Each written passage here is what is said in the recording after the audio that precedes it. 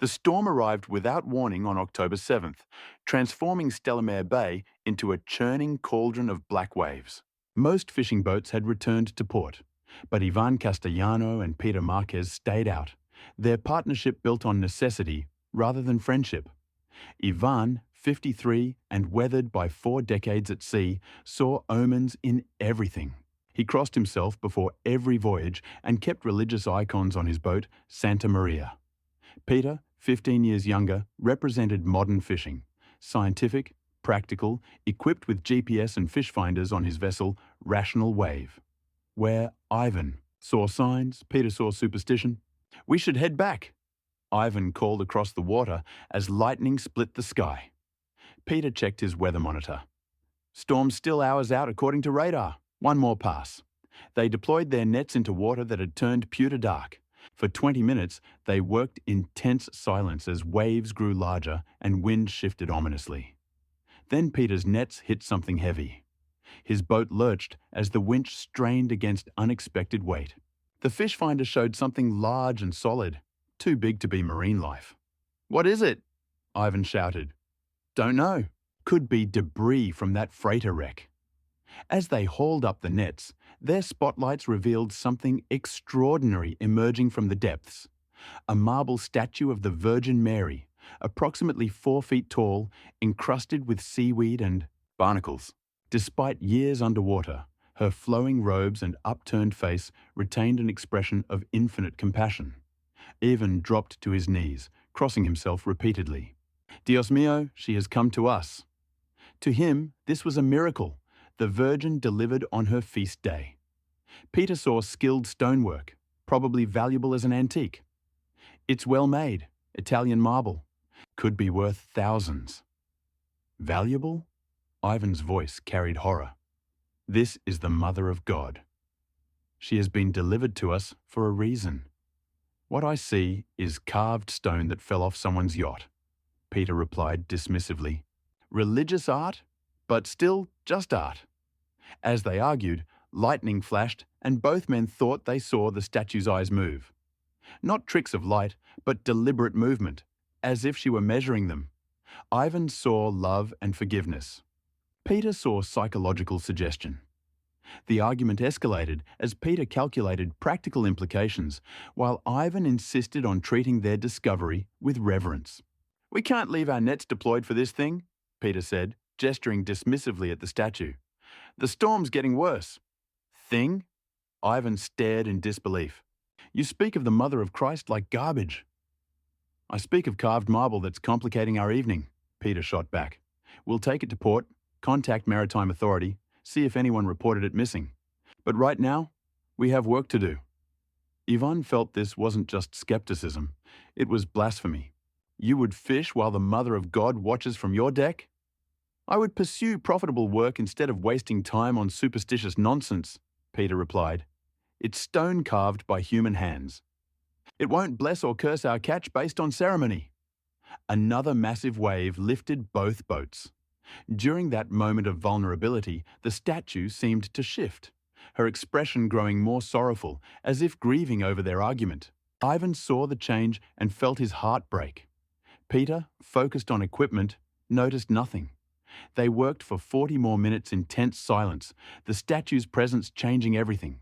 Ivan kept glancing at her face, seeing expressions that shifted with lightning flashes. Peter worked with unusual intensity, trying to prove productivity trumped sentiment, but found himself reluctant to look directly at the carved figure. The storm built around them. Lightning revealed ghostly ships beneath the surface, ancient galleons, old fishing boats, a Spanish treasure ship, all circling them in slow, deliberate patterns. Both men saw it. Ivan crossed himself, recognizing the fleet of the faithful. Peter's rational mind constructed explanations, but something primitive whispered he'd witnessed the impossible. Another enormous wave struck. The statue shifted again, her head turning to focus on Peter with infinite sadness. "That's it," Peter said, terror creeping into his voice. "We're heading back." As they prepared to leave, Ivan called out, "What about her? We can't leave the Virgin tied to your deck like cargo." Peter looked at the statue, feeling increasingly uncomfortable, judged by standards he couldn't understand. She's secure enough. Then Peter made his fatal decision. You know what? This whole thing is ridiculous. We're acting like children afraid of ghost stories. Before Ivan could respond, Peter began lowering the statue back toward the water. Peter, no! Ivan screamed. What are you doing? Getting rid of this superstitious nonsense before we both lose our minds, Peter shouted. It's just stone, making us act crazy.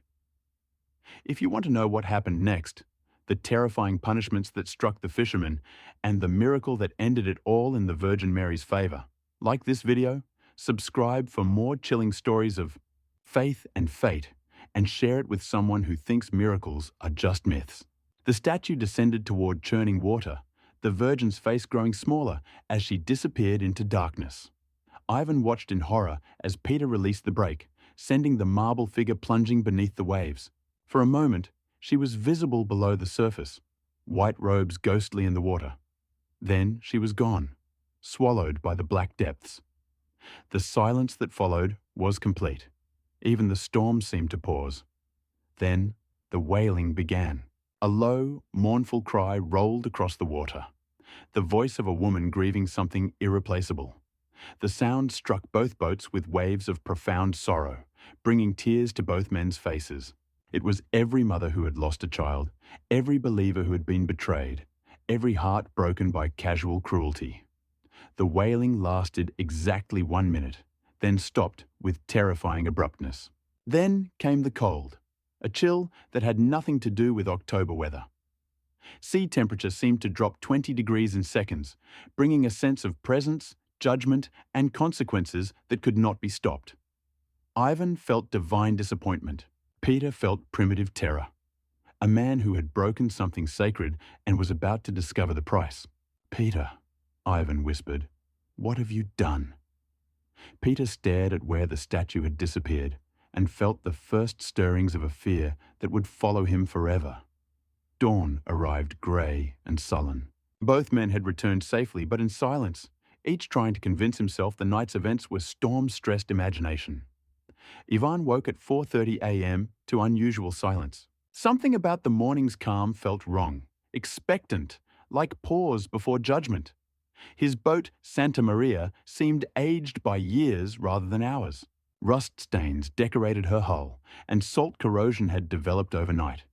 Impossible, since such damage took months. When Ivan tried starting the engine, nothing happened. The motor that had run perfectly for 5 years remained dead despite his frantic attempts. Everything appeared in working order, yet it refused to turn over. Then he heard weeping, soft, feminine crying coming from inside the boat itself. Following the sound to his small shrine to St. Peter, Ivan gasped.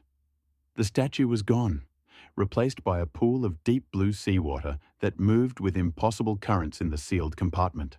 Ghostly forms like flowing robes moved within the miniature sea, and the weeping continued. 3 piers away, Peter discovered his own problems. Every net on Rational Wave had been shredded overnight. Not torn, but cut into ribbons with surgical precision, creating decorative patterns. The boat had been locked, the harbour secure, yet his nets looked deliberately destroyed by someone with unlimited time and skill. His fish finder malfunctioned impossibly. Instead of familiar seafloor readings, it showed an underwater cemetery.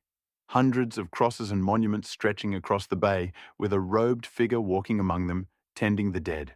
Peter repeatedly reset the device, but the same image appeared. Graveyard beneath the sea, and the wandering guardian of its silent inhabitants. Then came the church bells. From inside his boat's hull, Peter heard deep, resonant tolling. Actual bronze bells, not electronic chimes. The sound seemed to come from everywhere, as if his boat floated above a submerged cathedral whose bells continued ringing underwater. That evening, both men experienced dreams that would forever change their relationship with sleep. Ivan dreamed of standing on an unknown beach, watching waves carry fragments of marble, pieces of carved robes, broken fingers of outstretched hands.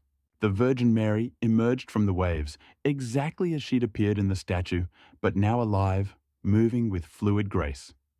"You knew," she said, her voice carrying wave sounds and seabird cries. You knew what I was, and you let him send me back to darkness." Ivan tried to speak but found no voice. The Virgin continued, "I have been waiting so long. So many have called to me from these waters, needed what I could give them. When I finally rose to answer their prayers, you let fear and faithlessness send me back to the depths. And you chose his disbelief over your faith," she added gently. "But it is not too late, my son. It is never too late for those who truly seek to make amends." Ivan woke at 3:17 a.m., face wet with tears, clothes soaked with seawater despite sitting in his dry apartment. Peter's dream began on his boat, fishing successfully. But as he prepared to haul nets, the winch began lowering them deeper into an infinite abyss. From those depths came hundreds of voices calling, "The Mother, bring us the Mother. She is our only comfort in darkness." His fish finder revealed the source. Scenes of maritime disasters, souls claimed by the sea over centuries, all calling for the same thing. Peter's boat began sinking past layers of drowned ships and lost souls, reaching upward desperately. At the bottom sat the Virgin Mary statue on the sea floor like a throne, surrounded by countless dead waiting for her return. She was guardian of the lost, comforter of the drowned, hope for everyone who disappeared beneath waves. "They called to me," she said simply, her voice carrying ocean depths and centuries of sorrow. Peter woke screaming at 3:19 a.m., sheets soaked with salt water that tasted of impossible depths. Both men spent the night awake, afraid to sleep, listening to waves against harbour walls, feeling the weight of consequences they were only beginning to understand. The supernatural manifestations escalated from mysterious failures to systematic terror designed to break their sanity. Ivan's ordeal intensified on the third morning. He woke standing waist-deep in Stellamere Bay's icy waters, wearing pyjamas with no memory of getting there. The water was deeper, darker, filled with whispers in multiple languages, Spanish, Italian, Portuguese, all pleading, "Bring us the Mother." Ivan tried swimming to shore, but the water resisted, pulling him deeper. Voices grew louder, coming from beneath as if the drowned were rising to drag him down.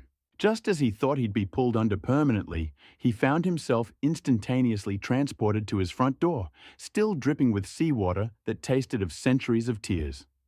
The experience left him afraid to sleep. Staying awake brought different torments. Seeing the Virgin Mary everywhere, reflected in windows, standing in shadows, walking the harbour at dusk. Always she appeared as in the statue, watching with infinite sadness that cut through his heart. Peter's punishments took different form. The underwater church bells became constant torment. Every time he set foot on his boat, bells rang, not one or two, but an entire cathedral's worth, tolling in rhythm designed to drive listeners mad. On the fourth day, Peter tried fishing alone. The moment his boat left harbour, water behaved impossibly. Waves formed perfect spirals, creating whirlpools around his vessel, revealing human forms walking the seafloor in flowing robes, arms outstretched for something beyond reach. His fish finder showed truth his rational mind refused. Not familiar seafloor, but an underwater cathedral of impossible proportions. Massive arches rose from depths, supporting vaulted ceilings beyond sonar range. Hundreds of robed figures walked in slow procession toward an empty altar where something precious should have stood. Water around his boat glowed with phosphorescent light, forming religious symbols. Crosses, halos, praying hands. Rising from depths came the drowned, not as corpses, but as they'd been in life, preserved by supernatural waters.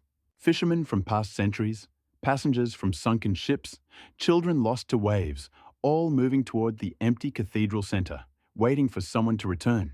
Peter tried starting his engine, but heard hymns instead. Latin chants predating America's discovery, Spanish lullabies mothers sang to lost children, Italian prayers whispered by drowning sailors. Church bells continued underwater, keeping time for eternal funeral mass in Stellamere Bay's depths.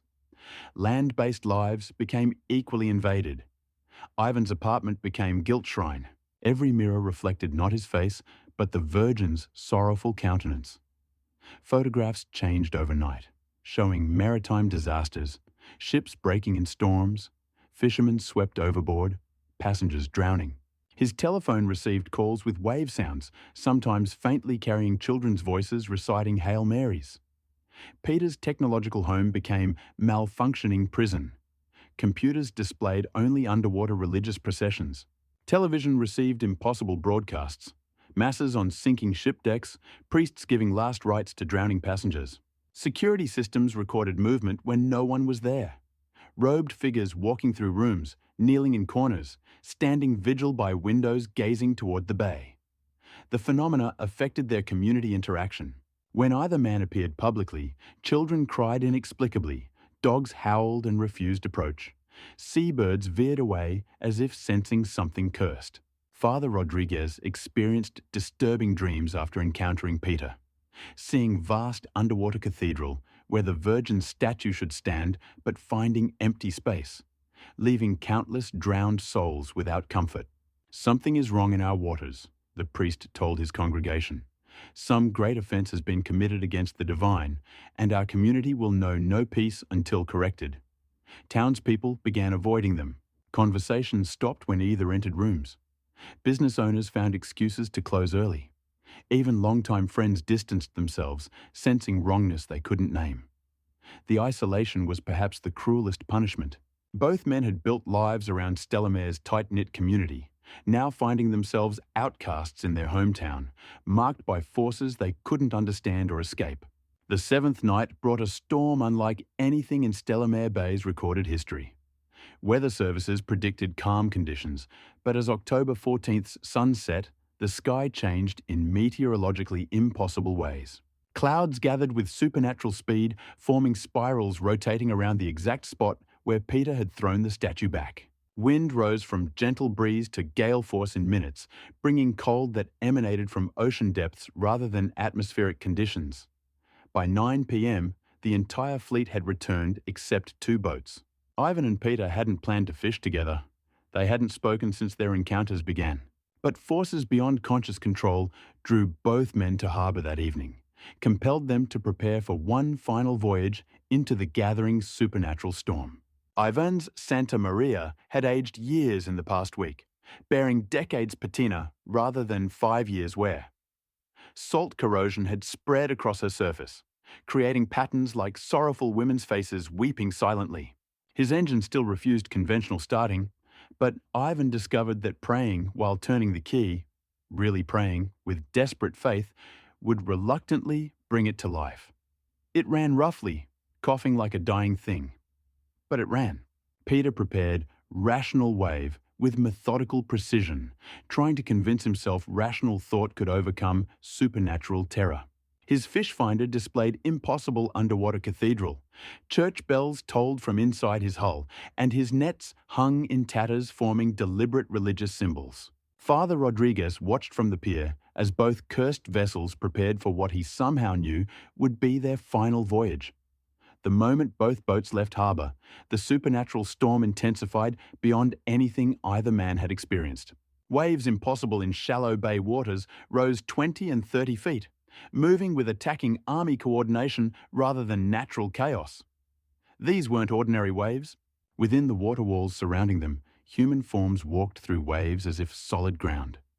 The drowned of Stellamere Bay moving with deliberate purpose toward boats carrying men who'd rejected their protector. Recent figures were recognizable. Manuel Guerrero swept overboard 5 years ago. Teresa Santos drowned while swimming.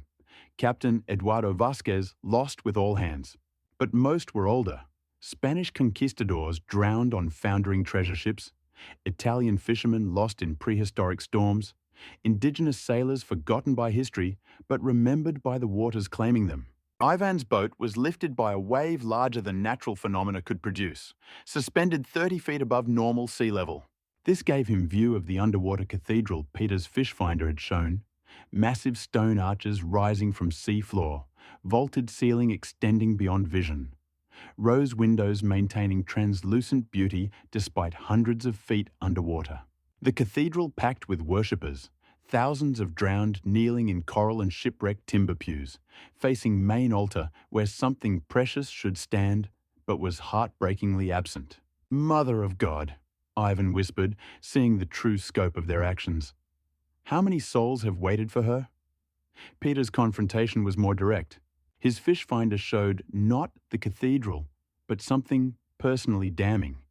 Peter himself, drowning alone in these waters, sinking toward underwater cathedral to join souls waiting for their spiritual mother's return.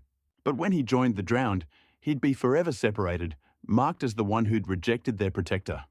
His boat was lifted by an even larger wave to where sea surface became solid. Below, through transparent water, the underwater cathedral extended to every horizon.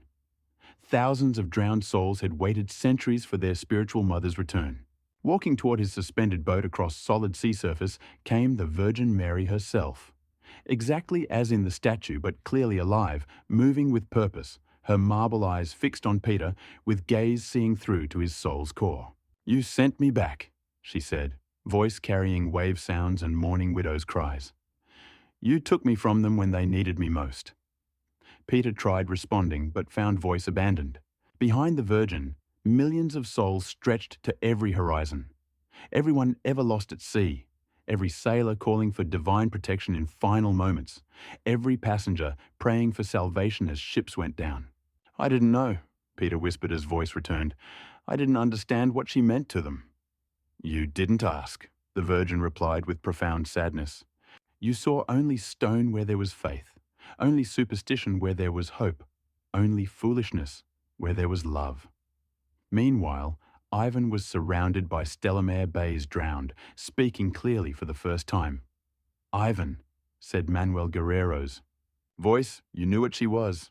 Your heart recognized her holiness when your mind feared believing."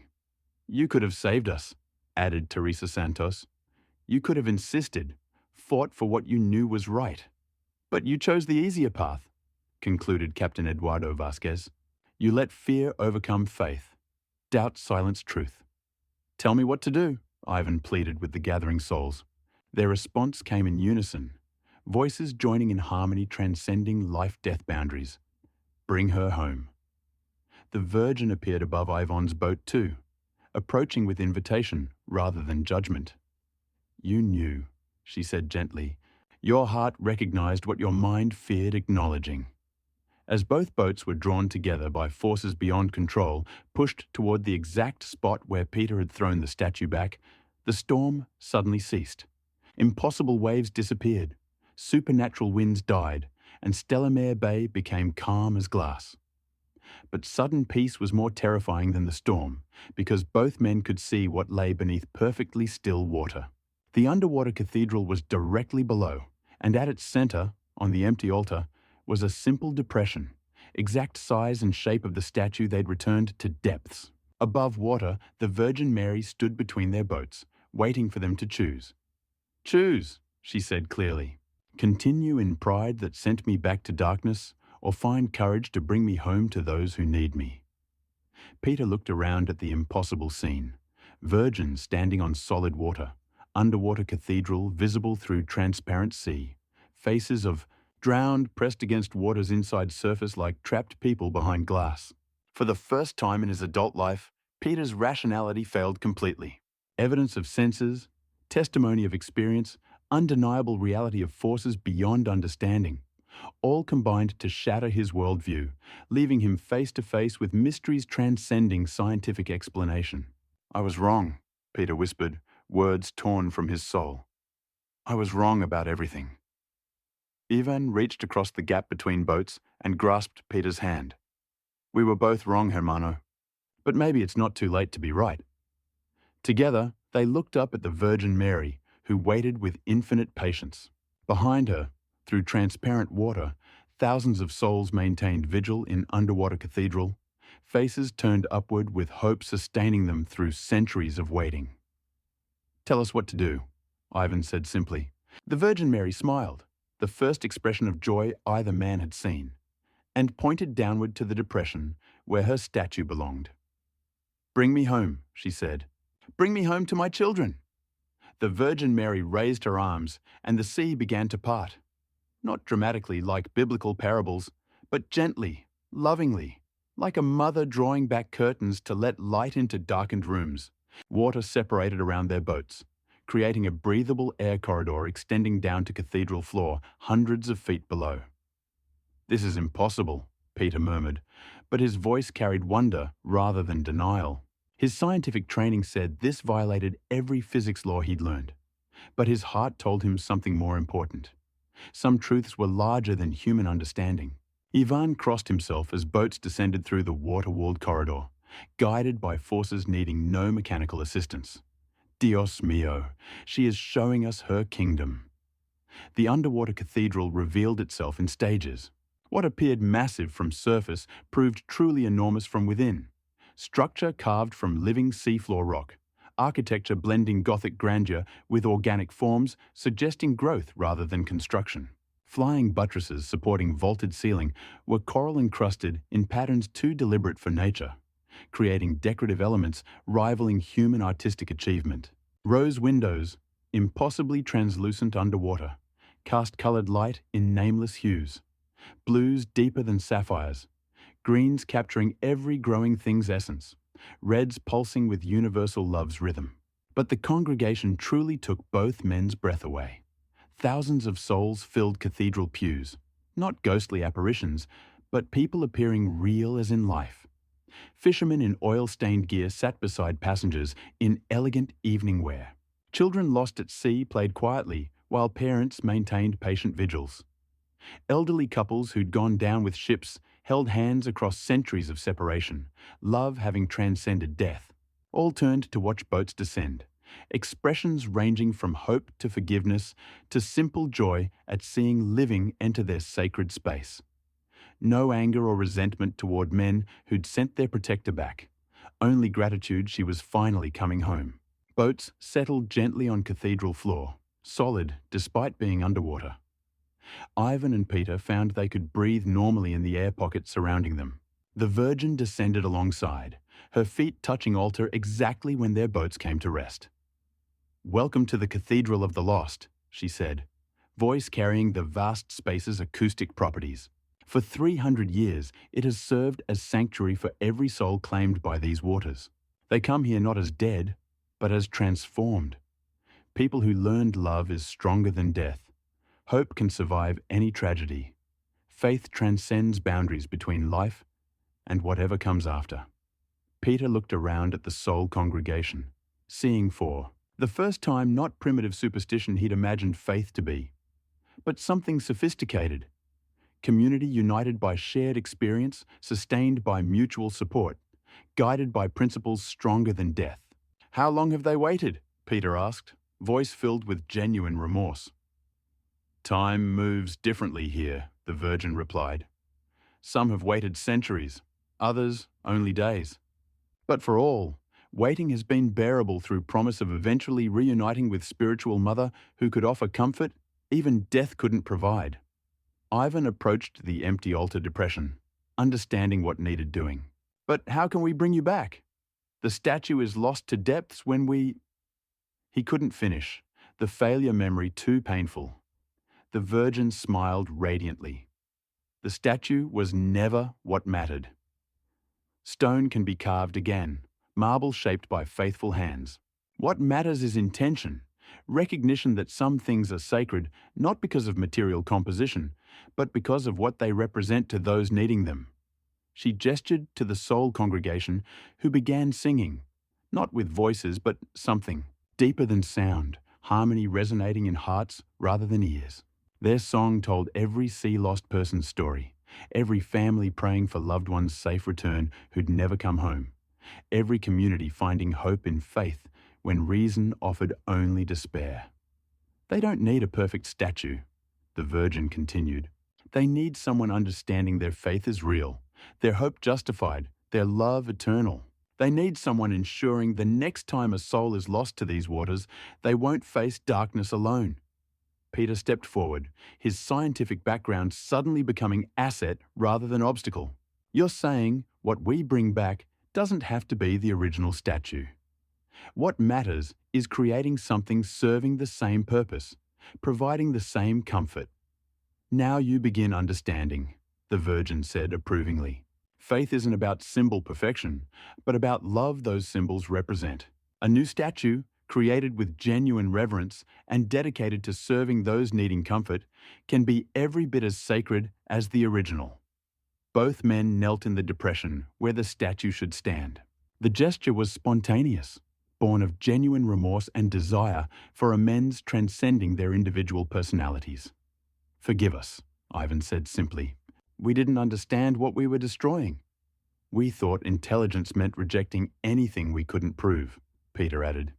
"We didn't realize some truths are bigger than proof, some realities more important than evidence." The Virgin placed hands on both men's heads, and they felt warmth flowing through their entire beings. Not just physical heat, but something deeper. Recognition they were forgiven, accepted, invited to become part of something larger than themselves. "Redemption isn't about perfect understanding," she said gently. "It's about willingness to serve something greater than your ego, to protect what others hold sacred even if you don't fully comprehend its significance." The sole congregation began rising from pews, moving toward the altar not as judges, but as family welcoming lost members home. 3 months later, the new statue stood completed in Stellamare Bay's harbour.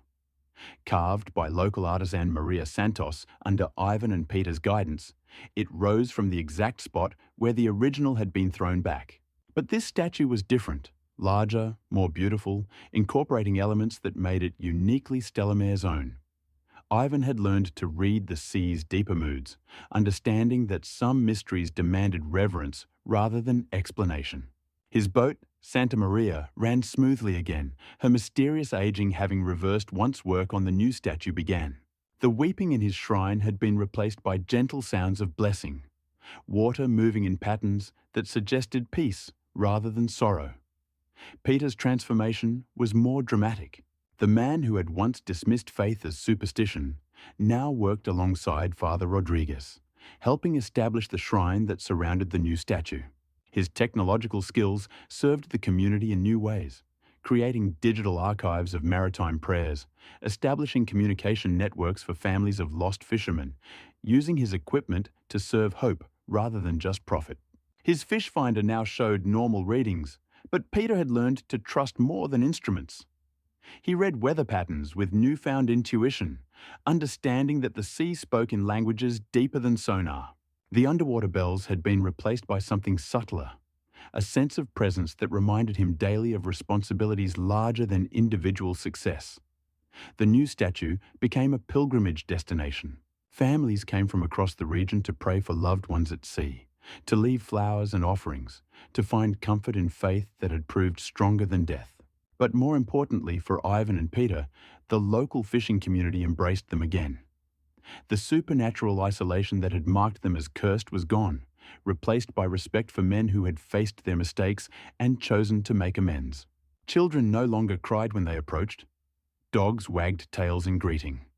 Seabirds followed their boats again, understanding that these men now served the same forces that protected all who worked the dangerous waters.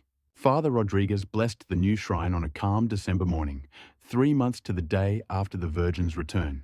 The entire community gathered, not just Catholics, but people of all faiths who understood that some symbols transcended doctrinal boundaries, representing universal human needs for hope, protection, and love. Ivan and Peter stood together at the statue's base, no longer partners of necessity, but friends bound by shared transformation. They had learned that wisdom wasn't about having all the answers, but about respecting questions too large for human understanding. As the blessing concluded and the crowd began to disperse, both men noticed something that made them smile. At the statue's base, where marble met the harbor's stone foundation, were marks that looked like absorbed tears. Not damage, but evidence of sorrow transformed into something permanent and beautiful. The Virgin Mary stood watch over Stellamare Bay once again, her stone face tilted toward heaven, her marble hands outstretched in eternal blessing. But to Ivan and Peter, she would always be more than stone. She was a reminder that some things are sacred, not because they can be proven, but because they represent the best of what humans can become when they choose love over fear, service over selfishness, faith over cynicism. The sea around Stellamare Bay had returned to its natural rhythms, but both men knew it would never be quite the same. The waters held memory of divine intervention, of souls comforted, of two fishermen who had learned the difference between being smart and being wise. And sometimes, in the pre-dawn hours when the harbour lay still and silent, both men could swear they heard something that sounded like gratitude, the whispered thanks of every soul who would never again face the darkness alone, because two flawed men had found courage to bring their protector home. The Virgin Mary statue stood as testament to redemption's possibility, to love's triumph over pride, to the truth that it's never too late for those willing to acknowledge their mistakes and serve something greater than themselves. In Stella Mare Bay, the fishermen had learned the sea's most important lesson. Some debts can only be paid through service, some mistakes only healed through love, and some truths only understood by those humble enough to admit they don't understand. Everything. The statue's marble eyes reflected the harbour's lights each evening, watching over a community that had learned to see the sacred in the ordinary, the eternal in the temporal, the divine in the willingness of ordinary men to become extraordinary, through service to something larger than themselves.